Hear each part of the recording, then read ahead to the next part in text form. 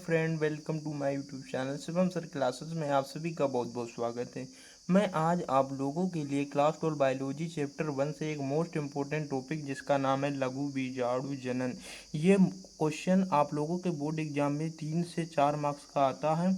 तो मैं आज आप लोगों को एकदम आसान शब्दों में बताने वाला हूँ। मैं आप लोगों को एकदम डायग्राम बेस बताएंगे तो आप लोगों को अच्छे से समझ में आ जाएगा, तो वीडियो के एंड तक बने रहिए। यदि लघु बीजाणु जनन की परिभाषा पूछे 1 नंबर में तो इसे लिख सकते हैं, लघु बीजाणु मात्र कोशिका में या सूत्री विभाजन के द्वारा चतुष्कोशिका मतलब चतुष्कोशिका बनती, उसे ही लघु बीजाणु जनन कहते हैं। लघु बीजाणु जनन को समझने से पहले मैं पुष्प की संरचना को समझेंगे और लघु बीजाणु कैसे बनता उसकी पूरी प्रक्रिया को डायग्राम बेस समझेंगे तो आप लोगों को कॉन्सेप्ट बिल्कुल क्लियर हो जाएगा। ये पुष्प की संरचना है। ये जो पुष्प को जहाँ पकड़ा जाता है उसे कहते हैं पुष्पवृंत।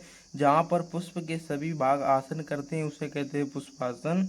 एंड पुष्प के नीचे जो हरे कलर की पत्ती होती है उसे बादल पुंज कहते हैं, और जो रेड कलर का होता है उसे दलपुंज कहते हैं।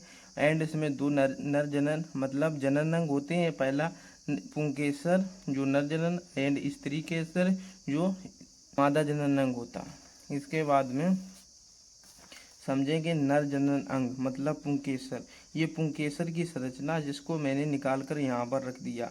जो पुष्प पुंकेसर की संरचना होती है जो 3 भागों से मिलकर बनी होती है। पहला पुंतंतु, जो ये डंडी के समान संरचना उसे कहते हैं पुंतंतु या फिलामेंट। एंड जो ये आवरण है उसे कहते हैं परागकोश। ये गोल संरचना है घुंडी के समान, उसे कहते हैं परागकोश। एंड इसमें जो ये बिंदी बिंदी से हैं इसमें भरे होते हैं परागकण। अब इसका हम करेंगे अनुप्रस्थ काट। जब अनुप्रस्थ काट करेंगे तो ये 4 भागों में कट जाएगा। ये 2 पाली संरचना होती है इसीलिए ये 4 हो जाएंगे। तो ये 4 हो जाएगी। ये संरचना को मैंने यहाँ पर निकाल के रख दिया। जो इसको इन चारों को जोड़ने का काम करता है उसे कहते हैं संयोजी ऊतक मतलब कनेक्टिंग टिश्यू। जो कनेक्टिंग टिश्यू होता है जो इन चारों को जोड़े रखता है। अब इन चारों कोनों पर एक एक लघु बीजाणु धानी होती है। लघु बीजाणु धानी के अंदर ये बिंदी बिंदी से सारा संरचना है, इसे कहते हैं लघु बीजाणु। एक लघु बीजाणु के अंदर एक प्राप्रसु कोशिका होती है जो आगे चल के समसूत्री प्राप्रसु कोशिका ये मान सकते हैं। सपोज दैट ये है प्राप्रसु कोशिका।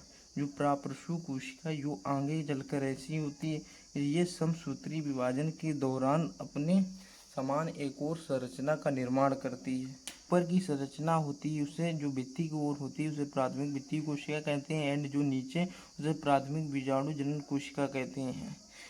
अब यूं बीजाणु जनन कोशिका से ही बीजाणु का निर्माण होता है। एंड भित्ति जो प्राथमिक भित्ति कोशिका जो भित्ति का निर्माण मतलब चतुष्कोशिका बनाती हैं। अब इसकी परिभाषा समझ सकते हैं आप लोग, देखेंगे तो लघु बीजाणु जनन में लिखा लघु बीजाणु जनक ऊतक होता है। जो लघु बीजाणु जनन या लघु बीजाणु मात्र कोशिका होती है जिसमें सूत्री विभाजन के द्वारा चतुष्कोशिका बनाती है।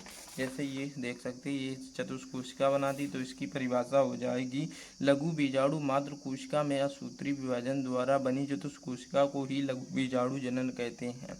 आई होप आप लोगों को लघु बीजाणु जनन की परिभाषा अच्छे से समझ में आ कि जो लघु बीजाणु चतुष्कोशिका मतलब ये 4 देख सकते हैं कोशिका मतलब बाह्य स्तर, अंतःस्थितियम, मध्य स्तर, टेपिटम। इन सभी को समझेंगे तो लघु बीजाणु जनन की संक्षिप्त टिप्पणी हो जाएगी जो 3 से 4 मार्क्स की आप लोगों के बोर्ड एग्जाम में आती है। तो इसकी परिभाषा प्रॉपर देख लेते हैं। तो लघु बीजाणु जनन की प्रॉपर परिभाषा हो जाएगी। ये देख सकते हैं चतुष्कोशिका मतलब 4 परत बनाती हैं। तो ये बाह्य स्तर एंड अंतःस्थितियम, मध्य स्तर, टेपिटम। अब इन सबकी डिफिनीशन देख लेंगे तो लघु बीजाणु जनन की संक्षिप्त टिप्पणी हो जाएगी। तो बाह्य त्वचा का क्या कार्य होता है? ये परागकोश की सबसे बाहरी परत होती है जिसका प्रमुख कार्य सुरक्षा प्रदान करना होता है। जो ये बाहरी परत होती है ये परागकोश की, ये है परागकोश जिसमें परागकण बनते हैं। ये बाहरी परत है जो सुरक्षा प्रदान करती है। इसके बाद में देख सकते हैं यह है अंतःस्थितियम। अंतःस्थितियम ये बाह्य त्वचा के भीतर स्थित होती है मतलब बाह्य त्वचा के भीतर स्थित होती है।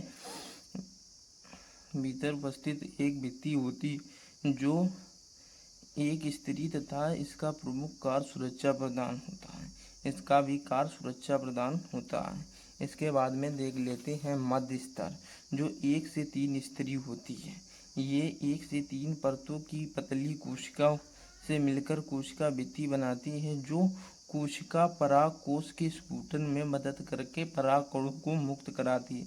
मतलब स्फुटन जो परागकोश में, ये परागकोश में जो परागकण बनते हैं उसको मुक्त कराने का मध्य स्तर का कार्य होता है। इसके बाद में देख लेते हैं प्रमुख लेयर, जिसका नाम है टेपिटम। ये अपने आप में एक मोस्ट इम्पोर्टेंट टॉपिक है, इसके बारे में कभी कभी पूछ लेता है। टेपिटम का क्या है, इसके प्रमुख कार्य लिखो 2 से 3 मार्क्स में, तो इसको प्रॉपर समझेंगे। टेपिटम ये लघु बीजाणु की सबसे भीतरी प्रमुख परत है। इसके प्रमुख कार्य, ये लघु बीजाणु को पोषण प्रदान, मतलब लघु बीजाणु ये बन रहे हैं जिन्हें पोषण प्रदान करने का कार्य होता है टेपिटम का।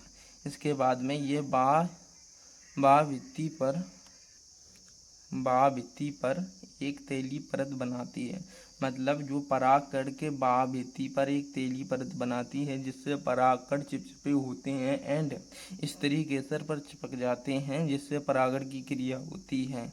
आई होप आप लोग अच्छे से समझ में रहे होंगे। इसके बाद में अगला कार्य होगा, ये परत स्पोरोपोलिन नामक पदार्थ का निर्माण करता है। मतलब जो स्पोरोपोलिन पदार्थ होता है वो परागकणों को लंबे समय तक सुरक्षित रखता है।